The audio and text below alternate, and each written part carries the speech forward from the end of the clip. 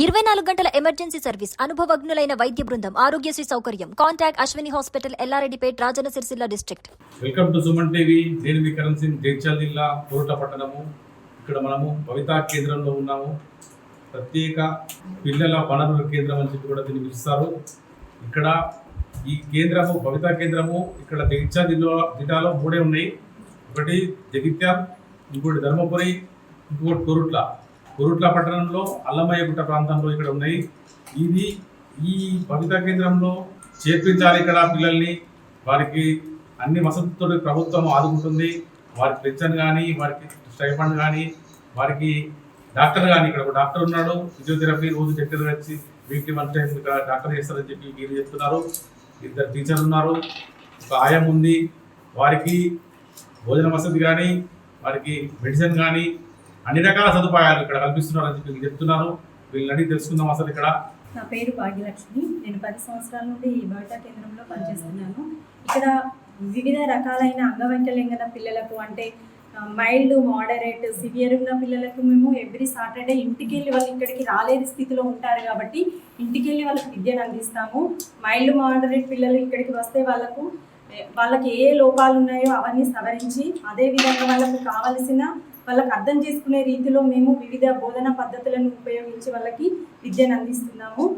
అదేవిధంగా బాలికలకు stipend, escort allowance, మా భవితా కేంద్రానికి వచ్చే పిల్లలకి ట్రాన్స్పోర్ట్ అలవెన్స్ ఇప్పించడం జరుగుతుంది. అదేవిధంగా సంవత్సరానికి ఒకసారి అలింకో క్యాంపు ద్వారా కూడా అలాంటి పిల్లలకు అవసరమైన అంగవైకల్యం ఉన్న పిల్లలకు ఏ పరికరాలు అవసరమో అవి కూడా మేము అసిస్ట్ చేసి వాళ్ళకి అందించడం జరుగుతుంది. అంటే వీల్ చైర్స్ కానీ, ట్రై సైకిల్స్ కానీ, ఎల్బో క్రచర్స్ కానీ, క్యాలిపర్స్ కానీ ఇవ్వడం జరుగుతుంది. పోయిన సంవత్సరం ఇక్కడ కోరుట్ల భవితా కేంద్రంలో 36 మందికి ఇవ్వడం జరిగింది. మొన్న మనకు ఆగస్టులో సెప్టెంబర్ 2న కూడా అసెస్మెంట్ క్యాంపు జరిగింది. దానికి కూడా 28 మంది హాజరయ్యారు. వాళ్ళందరికీ కూడా మేము పరికరాలు త్వరలోనే అందిస్తున్నాము. మరియు ఇంకా భోజన వసతి మాకు పక్కనే ఉంటుంది. ప్రైమరీ స్కూల్లో అడ్మిషన్స్ ఉంటాయి కాబట్టి అక్కడ మిడ్ డే మీల్స్ అందించడం జరుగుతుంది. కాబట్టి ఇలాంటి పిల్లలు ఇంకా ఎవరైనా ఉంటే మరి పేరెంట్స్ కొంచెము అర్థం చేసుకొని ఈ భవితా కేంద్రానికి తీసుకురాగలరని కోరుకుంటున్నాను.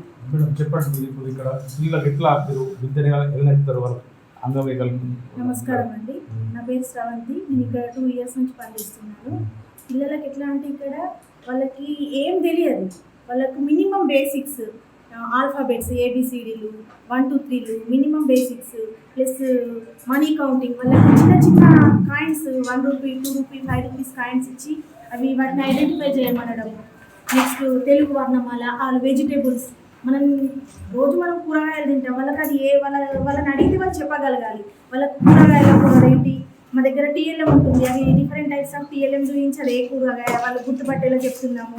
నెక్స్ట్ పండ్లు, వివిధ రకాల పండ్లు తింటాం, అవి TLM కిట్స్లో ఉంటాయి. అవి చూపించి ఇదే పండు అదే పండు అని చెప్పడం వల్ల వాళ్ళకి పదే 10 సార్లు చెప్పడం వల్ల వాళ్ళు ఇవాళ చెప్పింది ఇవాళ కాకపోయినా రేపైనా చెప్పగలుగుతున్నారు.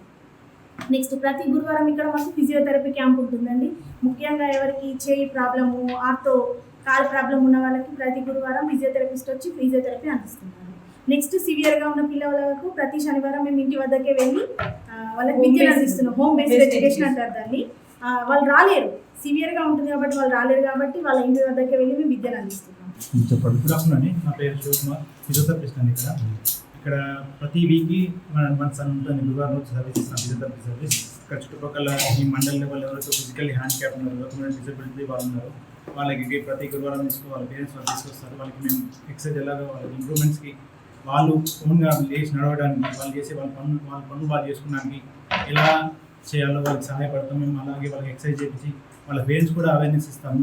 మళ్ళీ వాళ్ళ ఇంటికాడ వాళ్ళు ఏం చేస్తే బాగుంటుంది, ఎలా చేస్తే బాగుంటుంది అని వాళ్ళ పేరెంట్స్ ధైర్యం ఇచ్చి వాళ్ళకి అవేర్నెస్ ఇచ్చి మళ్ళీ రెగ్యులర్గా చేస్తుంటే కూడా ఈ ఫిజియోథెరపీ అనేది రెగ్యులర్ చేస్తుంటే ఆటోమేటిక్గా లోకమోటర్ డిజబిలిటీ అని వీలైనంత వరకు తగ్గిపోతుంది. ఈ పిల్లలు ఎవరైతే వాళ్ళ తల్లిదండ్రులు ఎవరైతే ఉన్నారో వాళ్ళ పిల్లలు మా ఎదుగుదలలో పనిచేసి బాధపడకుండా ఇలాంటి సెంటర్స్కి వచ్చి వాళ్ళ పిల్లలకు ఎదుగుదలకి తోడ్పడాలని కోరుకుంటున్నాను. ఇప్పుడు మీరు చేసే పిల్లలకు ఫిజియోథెరపీలో ఎంతమందికి ఇంప్రూవ్మెంట్ జరుగుతుంది? సక్సెస్ స్టోరీస్ ఉన్నాయండి. చాలా చాలా మటుకు ఉన్నాయి. కానీ అవి రెగ్యులర్గా వస్తే చాలా మంది స్టార్టింగ్ బండి మీద ట్రైసైకిల్ మీద తీసుకొచ్చి నడవలేని పరిస్థితి ఉన్న వాళ్ళకి ఒక 6 months 3 months దాకా నడుస్తున్నాం చాలా మంది ఉన్నారండి.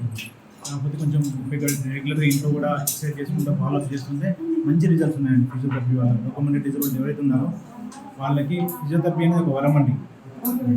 ఫిజియోథెరపీ అనేది ఒక వరం. దానివల్ల చాలా మంది ఇంప్రూవ్మెంట్ అయ్యి వాళ్ళ డైలీ యాక్టివిటీస్ చేయడానికి చాలా ఈజీ ఉంటుందండి వాళ్ళకి.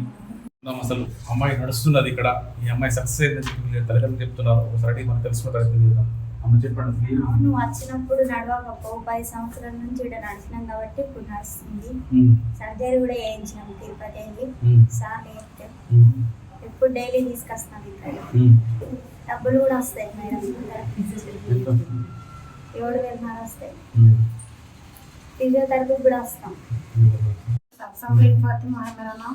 बच्ची मेरी 11 साल की है लेकिन बढ़ रही नहीं, उसको हेल्थ प्रॉब्लम है और घर पे रहे, अब तक घर पे रही थी।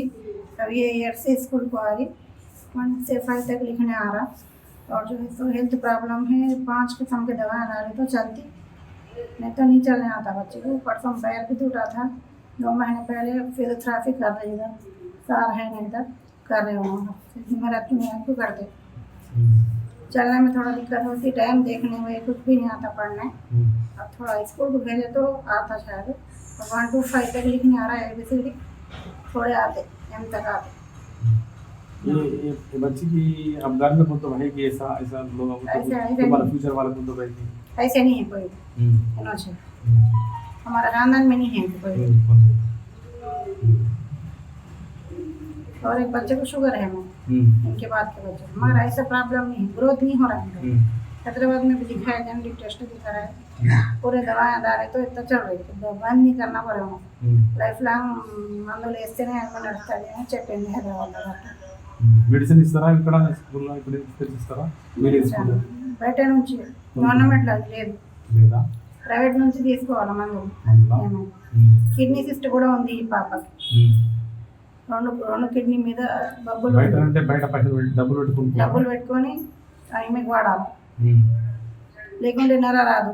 ఇక్కడ ఆయమ్మ ఉంది పాపం, ఇక్కడ ఆయమ్మ వాళ్ళకు అన్నం తినిపించడం కానీ బాత్రూమ్ తీసుకుపోవడం కానీ ఇవన్నీ కార్యక్రమాలు చేస్తుంది। ఆమె అంటే తెలుసుకున్నాం అసలు పిల్లలు ఎలా, అమ్మ చెప్పండి। పిల్లలకు టాయిలెట్కి తీసుకుపోతా, దొడ్డికి పోయినా దొడ్డికి గడుపుతా, ఇక్కడ అది లేదు బేసన్ లేకుండా కానీ కూర్చున్నా తీసేస్తా, మళ్ళీ అక్కడ నీళ్ళు పోసి కడుగుతా, అన్నం తినరాకుండా తినబెడతా, మళ్ళీ మూటలు తుడుస్తా, చీండి గారినా తీస్తా దస్తి పట్టి, ఇలా మంచిగా చూసుకుంటా, ఎటు వెళ్ళినా ఎటు చేసినా కూర్చుండబెట్టుకుంటా, నా పిల్లల లెక్క పాపలని నేను చూసుకుంటా। ఇక్కడికైతే మంచిగా చూసుకుంటా, ఎక్కడికి వెళ్ళినా కానీ వాళ్ళ కరికాలకు ముళ్ళు నాటకుండా నా పిల్లల లెక్క నేను చూసుకుంటా పాపలని। వాళ్ళ కోసమైనా ఇప్పటిదాకా ఉంటారు, తిండికి కూడా సరిగ్గా వెళ్ళకుండా వాళ్ళని చూసుకుంటారు। తల్లిదండ్రులు ఇక్కడ అమ్మ ఇప్పుడు మీ పాపన ఆయనకు కొంచెం మైండ్ ప్రాబ్లం ఉంది, కాకపోతే ఇక్కడికి వచ్చి నుంచి అంతకుముందు అంత అనిపించలేదు కానీ ఇక్కడికి వచ్చి నుంచి బాగున్నారు। ఏమేమి వసతులు దొరుకుతాయి అమ్మ ఇక్కడికి వచ్చిన? ఏమి వసతులు తెలుసు ఇప్పుడు ఏమి ఇస్తారు మీరు? కిట్ అది ఇస్తారు, పైకి ఏది వాడతారు, ఏమన్నా స్టైఫండ్ కానీ ఇంకేమన్నా వస్తాయా, పింఛన్ కానీ ట్రాన్స్పోర్ట్ డబ్బులు ఏమైనా వస్తాయా? డబ్బులు వస్తాయి। ఎంత వస్తాయమ్మా?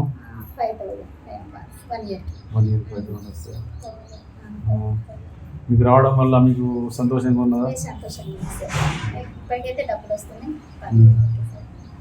స్కూళ్ళు కానీ వీరికి డాక్టర్లు కానీ మీరు ఎవరైతే ఉన్నారో పిల్లల్ని మనం ఇంటి పక్క ఉంటే వాళ్ళు ఎవరైనా ఉంటే వాళ్ళకి తెలియకపోతే ఇక్కడ భవితా కేంద్రం ఉందని చెప్పి వాళ్ళని ఇక్కడ చేర్పించవలసిన బాధ్యత మనపై ఉంటుంది।